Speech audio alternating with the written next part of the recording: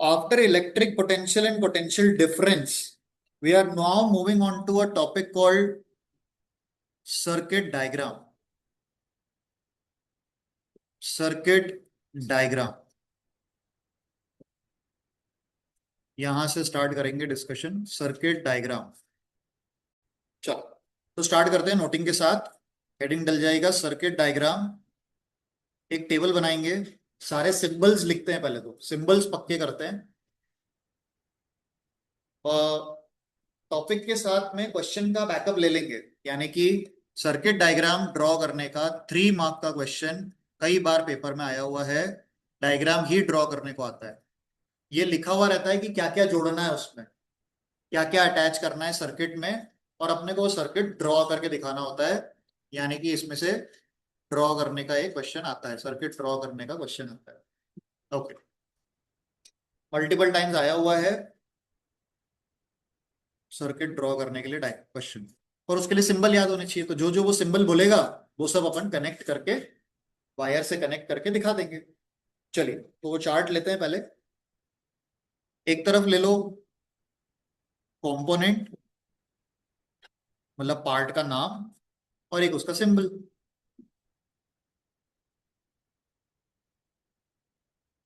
Component का नाम और सिंबल, दो चीज अपने को चाहिए। ठीक है, शुरू करता है जनरल लेवल पे।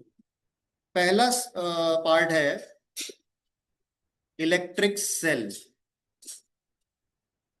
इलेक्ट्रिक सेल, तो सेल का डायग्राम तो हम सबको पता है, सिंबल सॉरी, है ना। सेल का सिंबल पता है, एक लॉन्ग लाइन और एक short line with a gap, that's it. Plus minus mark करना जरूरी होता है। So that's a symbol of electric cell, very easy. ठीक है, ऑलरेडी अवेयर है, देख रखा है, पढ़ रखा है। सेकेंड, अब मुझे सिंबलाइज करना है बैटरी को। Does anybody know what a battery is? Series of cells, group of cells, है ना। ठीक है, so when multiple cells are connected together, right? Okay, so it can be represented as this, then the other cell, then the other cell, and so on. Either we can draw it like this, ठीक है, plus और minus सिर्फ extremes पे दिखाना है ना। और you might find this as directly like this, no gaps or wires in between, है ना? तो ये गैपिंग हट गई, देखो बीच का वायर का टुकड़ा हटा दिया बस मैंने, तो ऐसा भी सिंबलाइज होता है। ठीक है, दोनों ही सही है, कोई सा भी ले सकते थे। तो बैटरी मतलब ग्रुप ऑफ सेल्स, हम यहाँ पे इंडिकेट कर देते हैं क्योंकि अलग से इसका कोई ऐसा स्टेटमेंट या वर्कआउट नहीं है। This is group of cells, group of cells, group of cells. Okay, हो गया दूसरा सिंबल भी रेडी। थर्ड वाले पे चलते हैं। अब हमें दिखाना है प्लग। प्लग की, या साधारण शब्दों में जो हमें पता है ये है स्विच। स्विच पहले अपन दिखाएंगे स्विच ओपन। अब यार वो बड़ा स्टेट क्लियर रखना पड़ेगा कि ओपन क्लोज ऑन ऑफ, ये थोड़ी क्लियरिटी रखते हैं। ठीक है, ये है, इस तरह का दिखाएंगे अपन, एक ब्रैकेट बना के बस छोड़ देंगे, है ना।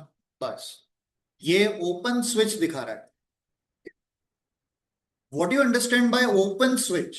Is the current flowing or not? Open switch. Open switch को अपन अपनी मतलब बेसिक जनरल लैंग्वेज समझें तो the switch is off. The switch is off. Then what is open? Open word किसके लिए इस्तेमाल हो रहा है? सर्किट। सर्किट खुल चुका है, मतलब करंट नहीं दौड़ पाएगा, है ना। ब्रेक हो गया, सर्किट ब्रेक हो गया, ओपन हो गया। ठीक है, and the fourth one would be switch closed. Plug की और switch closed. Now, switch closed means the switch is on. That means the current is flowing now. इसको रिप्रेजेंट करने के लिए सेम सिंबल में एक डॉट लगा दिया.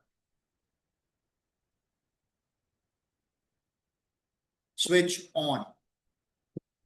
स्विच ऑन हो गया है, करंट फ्लो हो रहा है. स्विच ऑन हो गया है, करंट का फ्लो हो रहा है.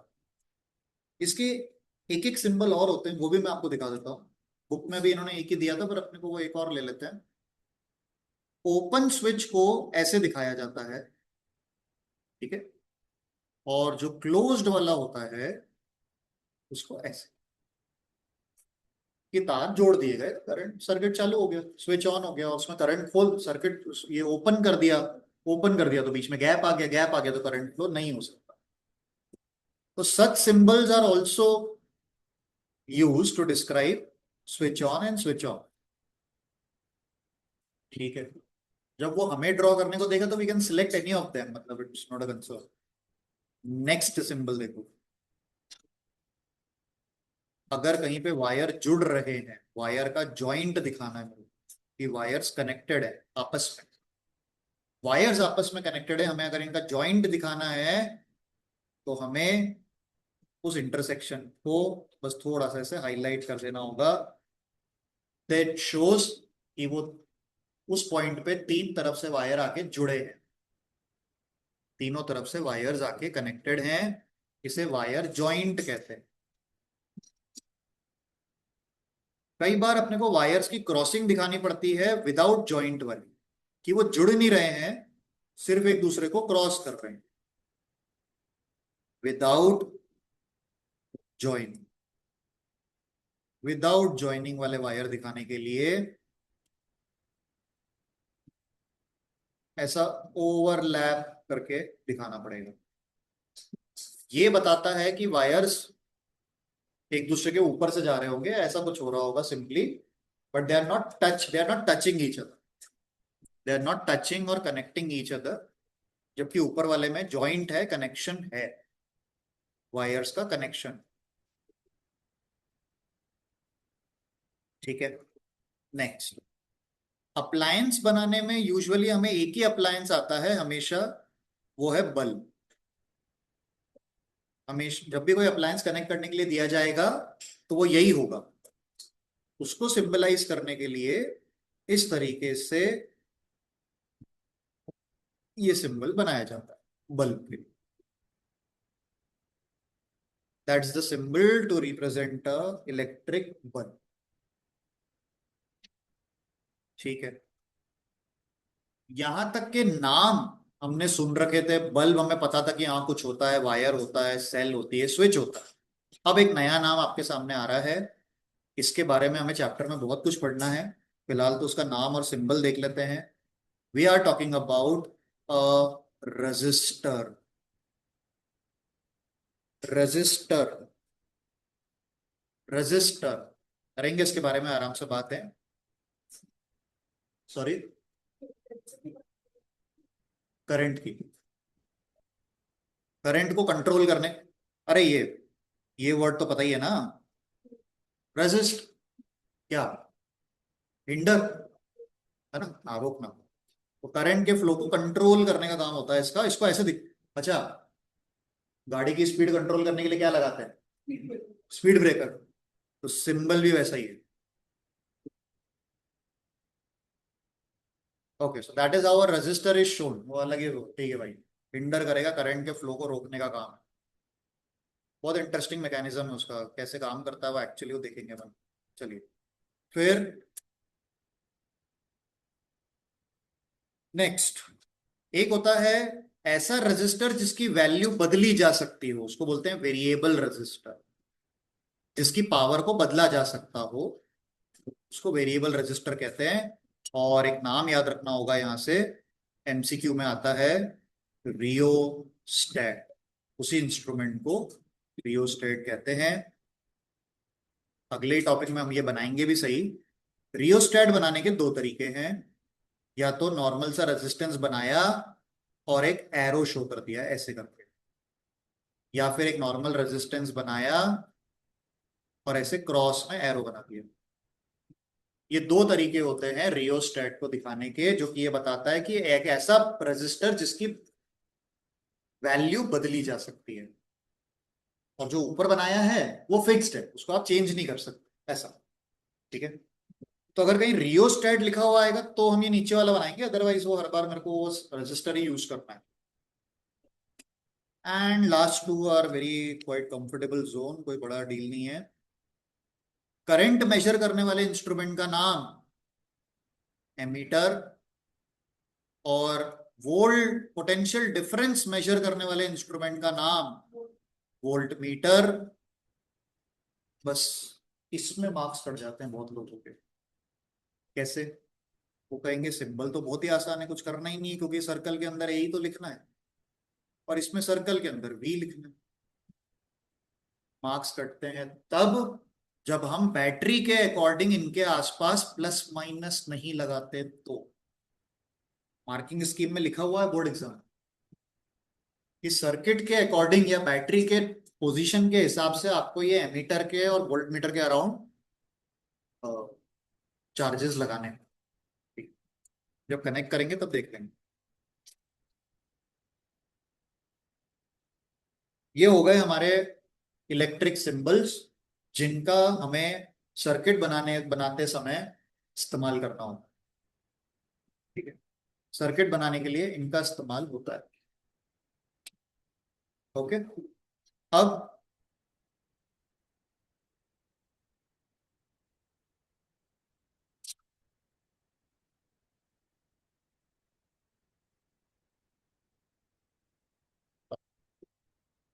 कोई कंसर्न नहीं इसमें, तो मतलब I guess ना क्या ही है, बस याद करना है, सिंबल ये तैयार करने हैं।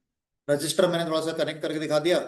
एमीटर वोल्ट मीटर आर सीधा वो अल्फाबेटिकल सिंबल्स। बल्ब क्लियर है, क्रॉसिंग और जॉइंट में डिफरेंस दिख रहा है। स्विच ऑन स्विच ऑफ का थोड़ा ध्यान रखना रहेगा। और ये रहा सेल और बैटरी। डन ही हो गया होपफुली। करेंगे रिवाइज तो पूछेंगे बताना। चलिए ठीक है, मूविंग ऑन।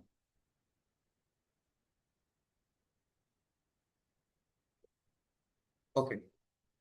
आगे बढ़ने से पहले एक चीज और समझो।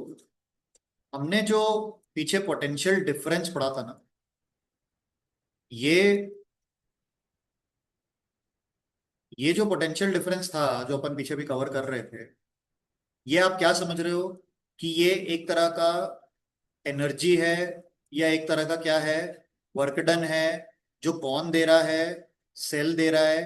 क्या करने के लिए दे रहा है? इलेक्ट्रॉन को फ्लो कराने के लिए। इलेक्ट्रॉन का फ्लो करवाने के लिए मतलब क्या फ्लो कराने के लिए? करंट फ्लो कराने के लिए। इन शॉर्ट, इतना बैकअप बस अभी आगे लेके चलो कि करंट फ्लो कराने के लिए हमारी मैंडेटरी रिक्वायरमेंट है कि उस तार के दो हिस्सों के बीच में क्या होना चाहिए? पोटेंशियल डिफरेंस होना चाहिए। पोटेंशियल डिफरेंस होगा तो ही क्या फ्लो हो सकता है? करंट। और जितना ज्यादा डिफरेंस होगा उतना ज्यादा क्या फ्लो होगा? करंट। ठीक है। इसकी यूनिट क्या थी? वोल्ट। कभी तो कोई इलेक्ट्रिकल डिवाइस खरीदने गए होंगे ना शॉप से। बल्ब तो खरीदा होगा कभी जाके, वो शायद किसी शॉप से अगर आपने बल्ब खरीदा हो या बैटरी ही खरीदी हो, तो क्या आपने वोल्ट बोल के खरीदा है कभी?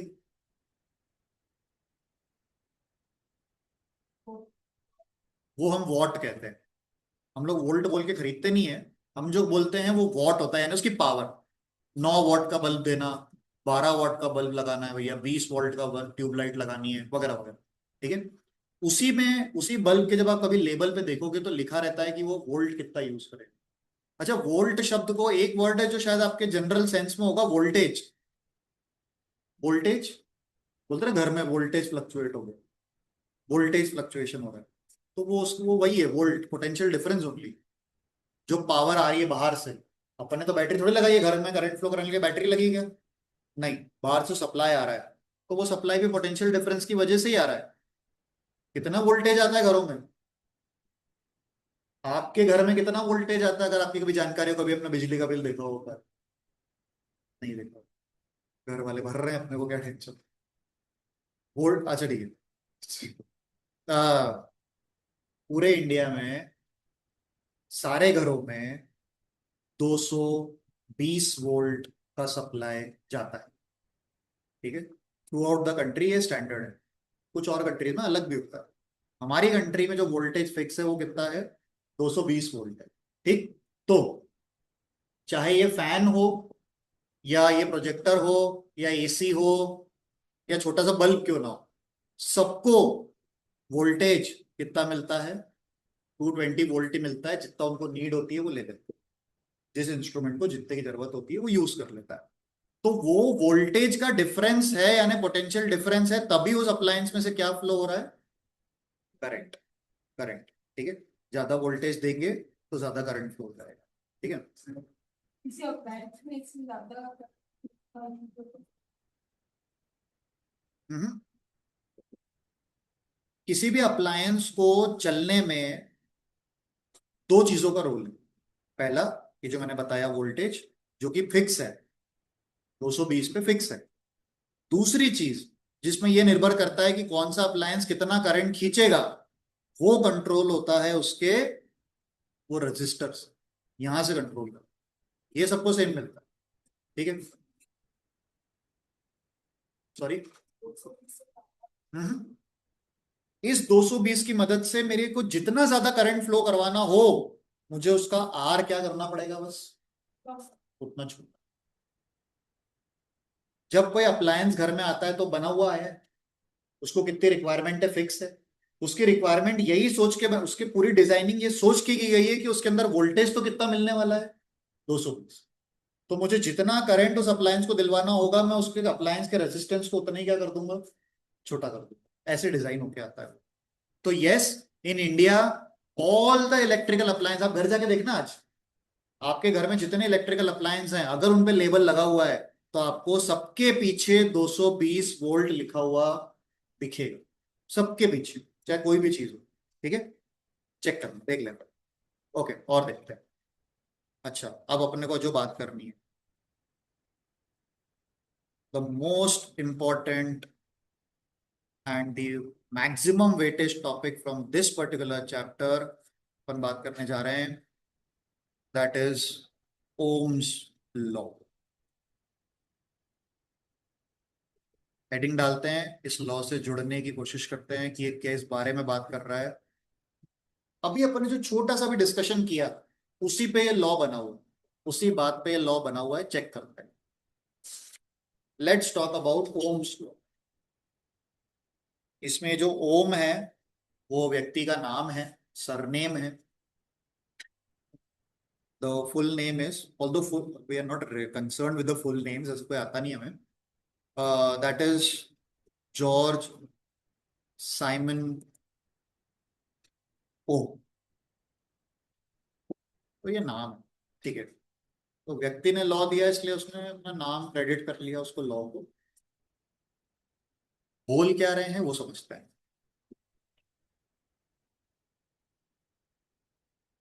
अब ये टॉपिक अलग अलग कंटेक्स्ट में आता है, theory, numerical, reasoning, derivation, activity, कई तरीकों से उसको पूछा जा चुका है। तो वो उस पर अपन जरा वर्कआउट करके देख लेते हैं। सबसे पहले तो इन्होंने किया क्या वो देखते हैं, है ना। तो वो ये आपको आएगा, आ चुका है एग्जाम्पलर में, क्वेश्चन भी है, पेपर में भी आया हुआ है कि एक्सपेरिमेंटली ओम्स लॉ को डिस्क्राइब करो, ऐसे करके आएगा।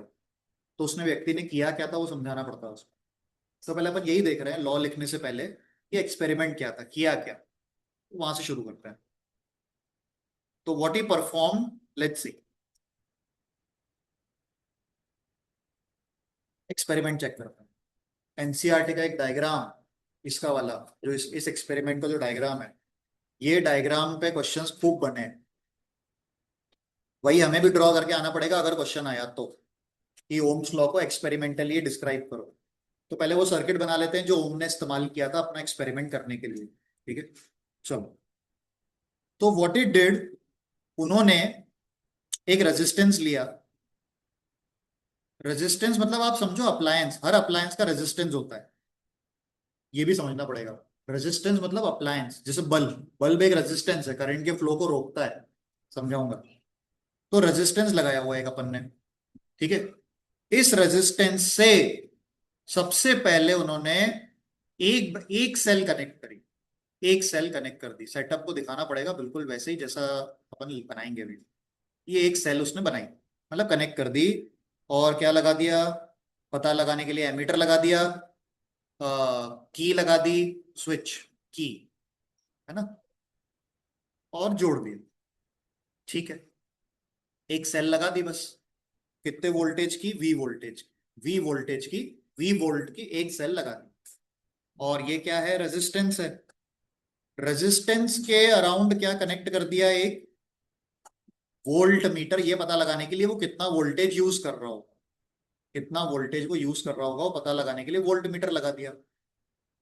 अभी जितना अभी हमने पढ़ा, जो भी हमने बात करी, उसको जरा सोच कर मुझे ये बताओ कि क्या ये सर्किट कंप्लीट है।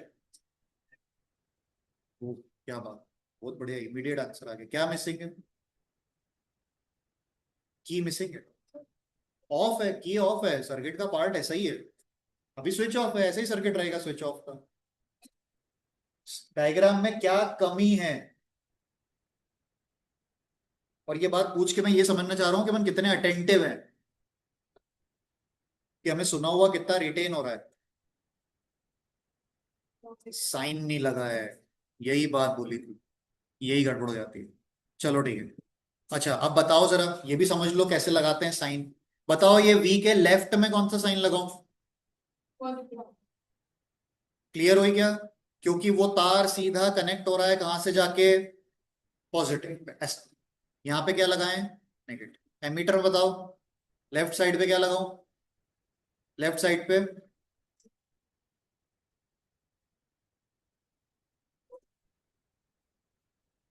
किसी को मन में डाउट तो नहीं उठ रहा ना कि माइनस लगाऊं, नहीं उठ रहा ना, कि ये माइनस देख के यहाँ माइनस लगाऊं क्या, ये वाला माइनस कनेक्ट करके यहाँ माइनस लगाऊं क्या। नहीं। हमारा साइन का प्लेसिंग किसके अकॉर्डिंग है, सेल। ठीक, चलो लगाओ, ये हो गया। ठीक है, अभी हमने स्विच ऑफ किया हुआ है, कोई करंट नहीं फ्लो हो रहा, सिर्फ ओम ने अपना सेटअप लगा दिया है। अब अपन एक्सपेरिमेंट करेंगे जो उसने किया होगा, व्हाट ही परफॉर्म, लेट्स सी। पहले तो सेटअप ले लो, फिर इसमें शुरुआत करते हैं। तो ये बेसिक सा सेटअप, बिल्कुल बेसिक सेटअप, सारे इक्विपमेंट जो जो उसको चाहिए थे पार्ट्स उसने लगा दिए। और स्विच ऑन जब उन्होंने किया होगा तो क्या क्या ऑब्जर्व किया वो अपन नोट करेंगे, वो देखेंगे।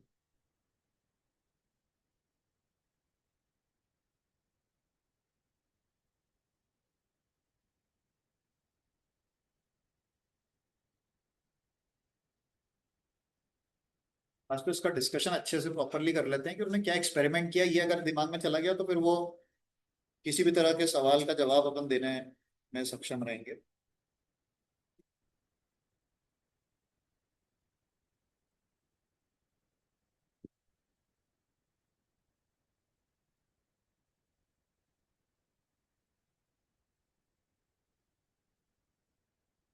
The switch is of, hence the no current is flowing, no current is flowing right now।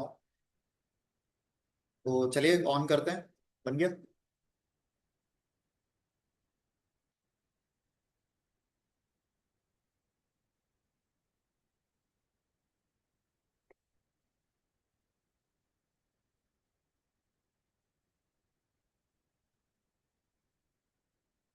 अभी तक आप लोगों ने लैब में कोई ना कोई एक्सपेरिमेंट परफॉर्म किया है क्या स्कूल में, प्रैक्टिकल कॉपी या नोटबुक बनाई है। बायो, बायो में करना क्या था, वो तो देखना था। माइक्रोस्कोप से सेल ना, slide observation, slide preparation, right. नहीं, वो फोटोसिंथेसिस वाली एक्टिविटी क्या था, अनियन सेल, इस क्लास में भी पहले नाइन्थ में भाई। नाइन्थ में हम लोग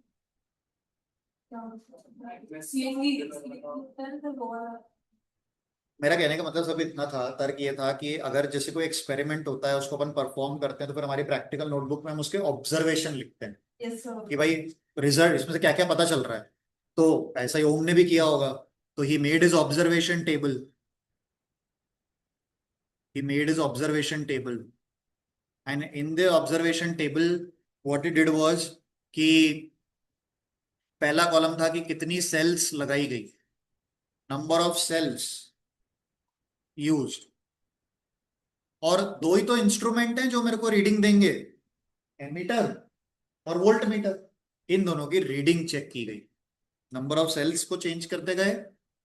एक अपन ने मेजर किया करंट, करंट मेजर किया मतलब काय की रीडिंग, एमीटर की रीडिंग, और क्या निकाला अपन ने, potential difference.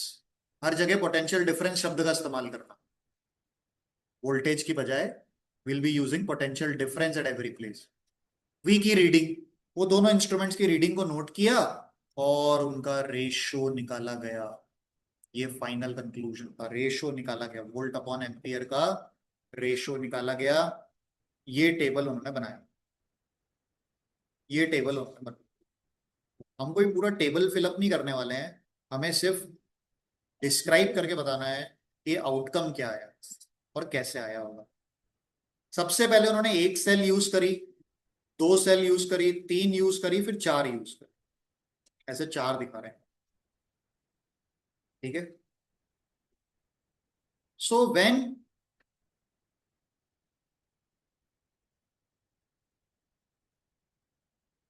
Okay let's see, table is just a rough format जो कि आपके अंडरस्टैंडिंग के लिए कि what he was observing, what he was observing through his experiment.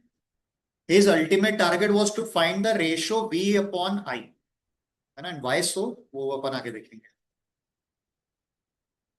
ठीक है। Now we are going to switch on, okay, switch on करने जा रहे हैं, ठीक है।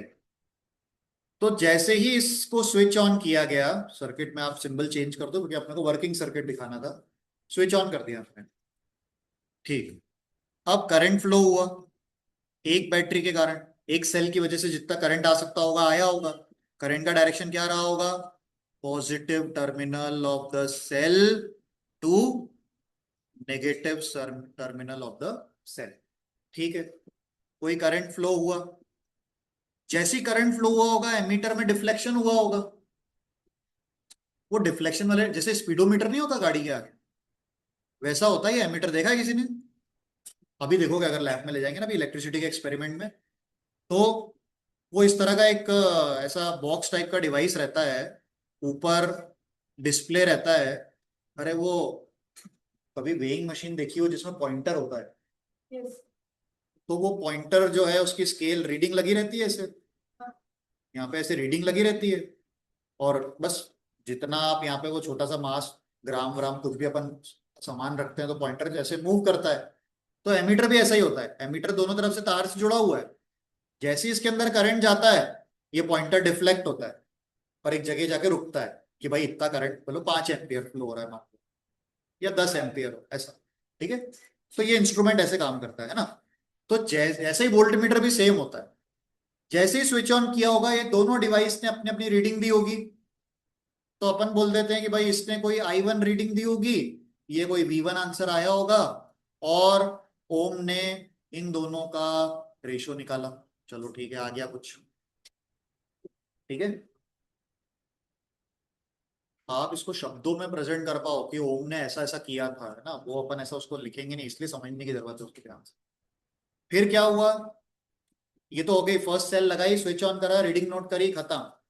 अब उन्होंने क्या करा, एक सेल सर्किट में और बढ़ा दी, डॉट करके लगाना, डॉटेड डॉटेड बनाना पूरा, एक सेल और जोड़ दी उसी वोल्टेज की, एक सेल और जोड़ दी उसी डायग्राम में, चेंज करो, ऐसे करते करते, अब मैं बना रहा हूं पूरा ही, है ना, ऐसे करते करते उन्होंने तीसरे एक और सेल यूज करी होगी, फिर से स्विच ऑन करके देखा होगा, एक और सेल यूज करी होगी और फिर स्विच ऑन करके देखा होगा, तो चारों बार की चार रीडिंग के पास आ गई होगी,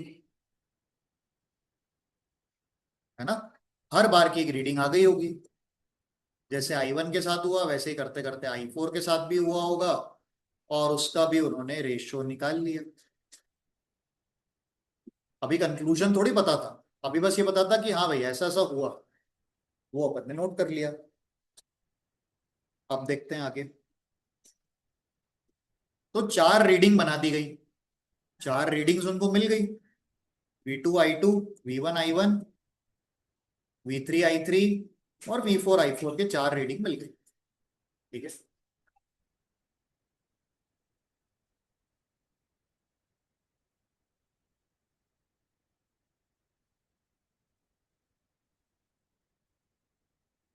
8th क्लास का एक टॉपिक याद आ रहा है मैथ्स का, direct variation, direct and inverse variation, direct and inverse proportion. उसमें से डायरेक्ट वेरिएशन क्या था, कब अप्लाई होता था, जब एक क्वांटिटी बढ़ाओ दूसरी भी बढ़ जाए तो उसको डायरेक्ट बोलते थे। और अगर तुम्हें याद हो, बाय चांस अगर याद हो, तो उन क्वेश्चंस को सॉल्व करने के लिए आप दोनों क्वांटिटीज का रेशो ही इक्वेट करते थे। एक्स है ना, 1/2 = 3/x, कि एक के लिए 2 है तो 3 के लिए कितना होगा। डायरेक्ट वेरिएशन में रेशोज इक्वेट होते थे। देखो यही हो रहा है यहाँ पर। क्या हुआ कि जब ये सारा रीडिंग वीडिंग निकल गई, पता क्या चला, अच्छा क्या पता चला होगा, जैसे जैसे वो वी बढ़ाते गए होंगे वोल्टेज, जैसे जैसे मैं एक्स्ट्रा सेल लगाते जा रहा हूं, करंट क्या हुआ होगा, बढ़ा ही होगा, श्योरली बढ़ा ही होगा। क्या दिक्कत है, एनर्जी बढ़ाऊंगा तो करंट बढ़ेगा। तो जब दोनों चीजें साथ साथ बढ़ती हैं तो कौन सी प्रोपोर्शनैलिटी में आ जाती हैं, डायरेक्ट में। यही ओम्स लॉ की शुरुआत है कि voltage is, he found that after all these performing these experiments, he found that कि जितना वो V बढ़ता गया, जिस रेशो में बढ़ता गया, उसी रेशो में कौन बढ़ रहा था, करंट। यानी V was found to be proportional to I। ये हमारी स्टार्टिंग है अभी ओम्स लॉ की, है ना। और एक चीज और सुन लो, जब दो चीजें डायरेक्टली प्रोपोर्शनल होती हैं तो उनका रेशियो इक्वल होता है। जब उन्होंने ये चारों आंसर्स फाइंड किए ना, तो व्हाट ही फाउंड कि इन चारों आंसर, ये चारों आंसर्स की वैल्यू सेम, ये चारों आंसर्स की वैल्यू सेम थी। यानी रेशो कांस्टेंट था, यानी V और I साथ साथ बढ़ रहे थे। 1 volt 1 ampere, 2 volt 2 ampere, 3 volt 3 ampere, 4 volt 4 है। तो हर बार रेशो कैसा आएगा, सेम आएगा, सेम आएगा। तो that's what he did, V was found to be directly proportional to I। ये ओम्स लॉ का मेन रिमार्क है। एंड जब भी हम लोग प्रोपोर्शनैलिटी हटा के इक्वल टू लगाते हैं, एक कांस्टेंट आता है, यही कांस्टेंट था रेजिस्टेंस। यही कांस्टेंट को नाम दिया गया रेजिस्टेंस, जो कि हमारा एक सेपरेट टॉपिक है, अपन आगे बात करेंगे। फिलहाल सिर्फ लेबल कर देते हैं, रेजिस्टेंस नाम दिया गया उस सिंबल को, उस कांस्टेंट को, कांस्टेंट को। बेटा वेट आउटसाइड, उसको क्या नाम दिया गया, रेजिस्टेंस। और वो क्या था, कांस्टेंट। काय का कांस्टेंट, ये देखो, V/I का रेशो जो मैंने टेबल में साइड में दिखाया है, रेशो कांस्टेंट था, yes, direct variation, and that ratio was resistance. ठीक है, तो ओम ने फाइनली ये बताया कि वोल्टेज बढ़ाने पर करंट बढ़ता है। ठीक है, और उनका रेशो हमेशा कांस्टेंट रहता है, उसी कांस्टेंट रेशो को रेजिस्टेंस कहते हैं। ठीक, तो इन चारों का जो आंसर आया होगा, वही आंसर क्या होगा, रेजिस्टेंस, वही आंसर होगा रेजिस्टेंस। ठीक है, रेजिस्टेंस। एक और चीज एग्जाम्पलर के MCQ में पूछी गई है, क्या, कि ओम्स ने जो एक्सपेरिमेंट किया, उसमें जो तार इस्तेमाल, वायर इस्तेमाल किया, that wire, that wire he use was, कहीं भी नोटिंग ऐसे डाल देना, निक्रोम वायर यूज किया, निक्रोम वायर यूज किया, याद रखो, निक्रोम वायर का इस्तेमाल किया। ठीक है, कुछ जगह स्कूल वाले थोड़ा एडवांस वर्कआउट देते हैं, तो मैं एक नाम और आपको बता देता हूँ यहाँ पे, जो इसकी जगह लिया जा सकता था, वो है मैंगनीन। ये तो सब अलॉयज हैं, अलॉय हैं ये। ठीक है, मैंगनीन या निक्रोम, दीज आर अलॉयज जिनको इस्तेमाल किया गया एक्सपेरिमेंट करने के लिए। ठीक है,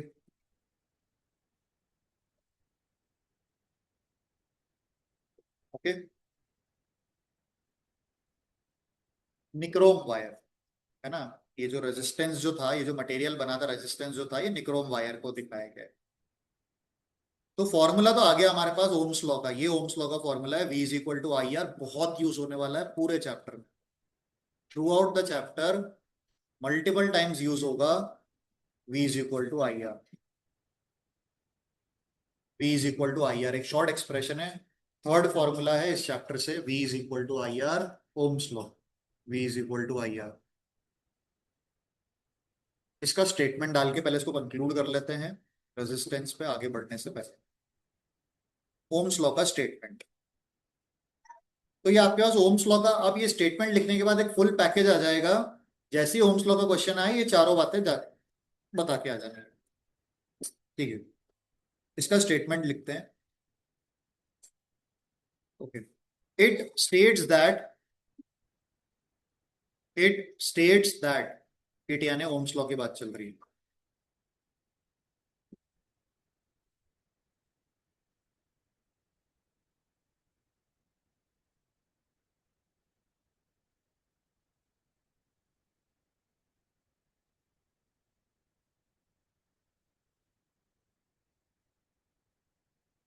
it states that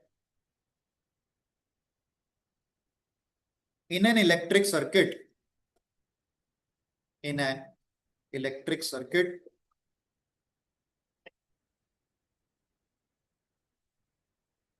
in an electric circuit in which potential difference V,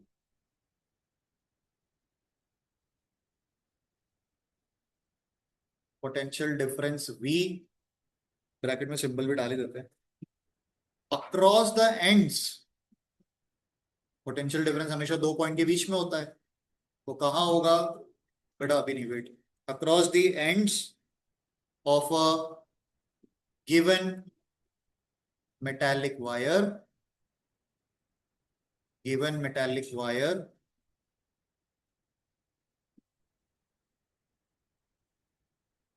is directly proportional, directly proportional, किससे प्रोपोर्शनल करवाना है, to the, to the current, to the current flowing through it, to the current flowing through it,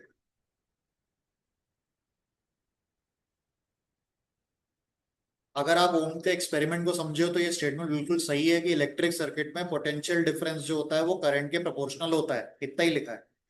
आगे की बात जो अब लिखने जा रहे हैं ये बनती है असर्शन रीजनिंग, क्या, प्रोवाइडेड दैट, इंपॉर्टेंट है बहुत, प्रोवाइडेड दैट